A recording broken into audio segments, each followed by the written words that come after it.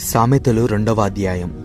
నా కుమారుడా, నీవు నా మాటలను అంగీకరించి నా ఆజ్ఞలను నీ యొద్ద దాచుకుని ఎడల, జ్ఞానమునకు నీ చెవియొగ్గి హృదయపూర్వకముగా వివేచన అభ్యసించిన ఎడల, తెలివికై మొరపెట్టిన ఎడల, వివేచనకై మనవి చేసిన ఎడల, వెండిని వెదికినట్లు దాన్ని వెదికిన ఎడల, దాచబడిన ధనమును వెదికినట్లు దాన్ని వెదికిన ఎడల, యెహోవా యందు భయభక్తులు కలిగియుండుట ఎట్టిదో నీవు గ్రహించెదవు.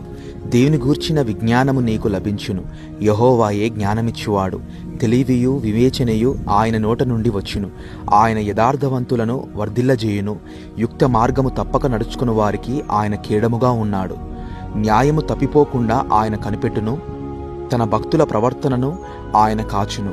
అప్పుడు నీతి న్యాయములను యథార్థతను ప్రతి సన్మార్గమును నీవు తెలుసుకొందువు. జ్ఞానము నీ హృదయమున దొచ్చును.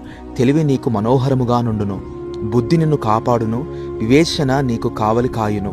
అది దుష్టుల మార్గం నుండి, మూర్ఖముగా మాటలాడు వారి చేతిలో నుండి నిన్ను రక్షించును. అట్టివారు చీకటి త్రోవలలో నడవవలనని యథార్థ మార్గములను విడిచిపెట్టెదరు. కీడు చేయ సంతోషించుదురు. అతి మూర్ఖుల ప్రవర్తన యందు ఉల్లసించుదురు. వారు నడుచుకొను త్రోవలు వంకరివి. వారు కుటీల వర్తనులు. మరియు అది జారస్త్రీ నుండి, మృదువుగా మాటలాడు పరస్త్రీ నుండి నిన్ను రక్షించును. అట్టి స్త్రీ తన యవన కాలపు ప్రియుణ్ణి విడుచునది, తన దేవిని నిబంధనను మరుచునది.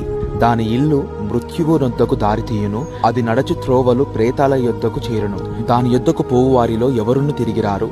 జీవ మార్గములు వారికి దక్కవు. నా మాటలు వినిన ఎడల నీవు సజ్జనుల మార్గమందు నడుచుకొందువు. నీతిమంతుల ప్రవర్తనలు అనుసరించుదువు. యథార్థవంతులు దేశమందు నివసించుదురు. లోపము లేని వారు దానిలో నిలిచియుందురు. భక్తిహీనులు దేశంలో ఉండకుండా నిర్మూలమగుదురు.